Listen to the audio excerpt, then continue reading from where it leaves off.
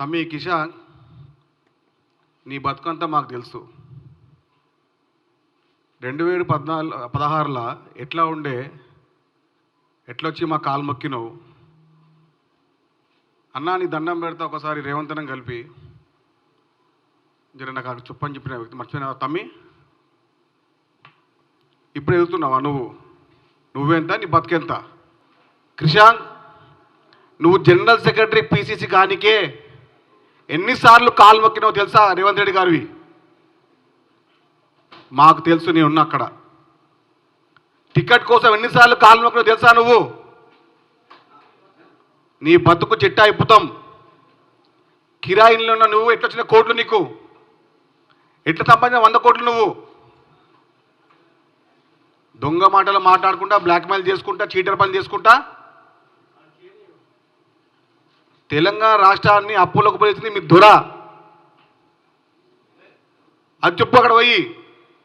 రాష్ట్రాన్ని ఏ విధంగా తీసుకురావాలి ముందుకని చెప్పి మాట్లాడుతున్న రేవంత్ రెడ్డి గారిని ఏదో వచ్చి బై ఎలక్షన్లో టికెట్ వస్తుందని చెప్పి కాలు మొక్కి కాలు బూట్లు నాకు చేస్తున్న పనులు నువ్వు.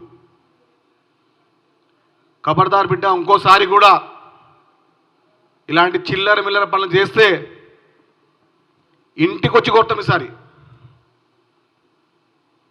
ఇంటికి వచ్చి కొడతాం, బాగుండదు.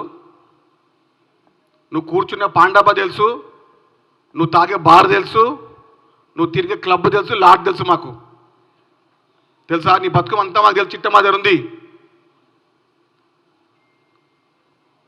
ఇంకొకసారి ఆ చిల్లర మాటలకు, ఆ లేదా చిల్లర మెతుకులకు, ఆ లేదా చిల్లర ముక్కలకు చేసే పని చేసుకుంటే నువ్వు కేట గులాంగిరి చేసుకో, భజన చేసుకో, భజన మండలి పెట్టుకో.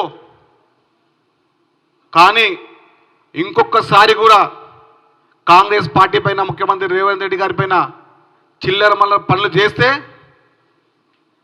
ఈ కండువ పక్కన పెట్టి వచ్చి కొడతా కొడుకు మళ్ళీ నిన్ను తట్టుకోలేవు. ఖబర్దార్.